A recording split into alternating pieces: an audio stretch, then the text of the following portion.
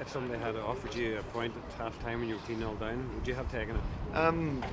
Possibly, but probably knowing the clientele we have on our squad, and particularly I think with the crowd and the way we generally play in the second half of games, I always fancied, and you always do, I think 2-0's a precarious one where you fancy that if you can get something early, that you can twist this and turn this, and I just felt they didn't know whether to stick or twist, and we absolutely went for it from the very, very start, and very quickly we became very dominant in the game, bar a couple of breakaways. So I think probably the only frustration, and it's crazy to say it, is you get really greedy and say that we've, bar 3 or 4 exceptional saves, that we probably should win it. What extent did Tuesday night's exertions at Linfield have in the game? Because Glentoran were the sharper in the first half.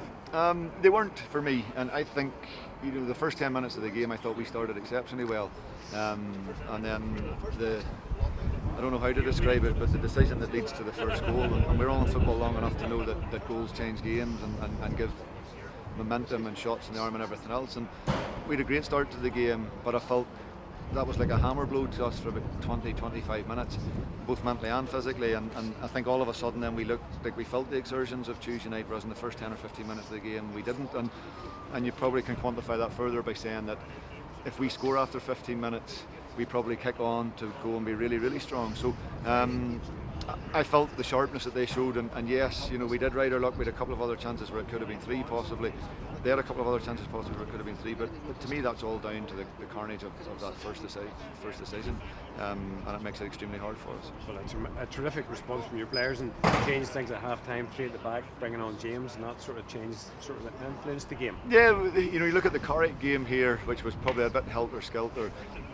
But I feel when we go 3 at the back, and I don't think we've mastered it yet, but when we go 3-5-2, I think attacking wise it makes us even stronger, and it gives us a serious output and a serious ability to create chances.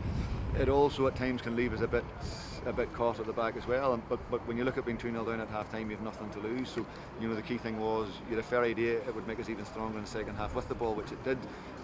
As I say, Oran Kearney makes a great tackle towards the end there. We have a couple of moments that are probably breakaways more than else, but as a whole, that 45 minutes we were so dominant. And Aaron Jarvis has been threatening that on a couple of occasions, and he pulled it off this time. He has. He's banged the bar a few times, and he's had a few howitzers from that distance. And it's not only the quality of the goal, I think it's the timing of it. 4 or 5 minutes into the second half, it's a hell of a shot in the arm. Like they get the shot in the arm in the first half, it gives us a serious adrenaline boost as well, and you see that throughout the team and the players, and it's a great platform to kick on in the second half.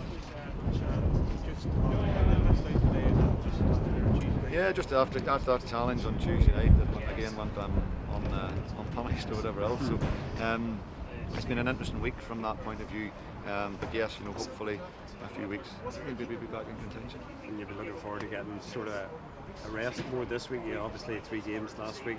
Get a rest in preparation for next Saturday, another big game. Yeah, they're thick and fast, and it is that month where there's so much football to be played and so many big results that are needed. So the semi-final is brilliant, but you're happy to outlay that energy to get the final.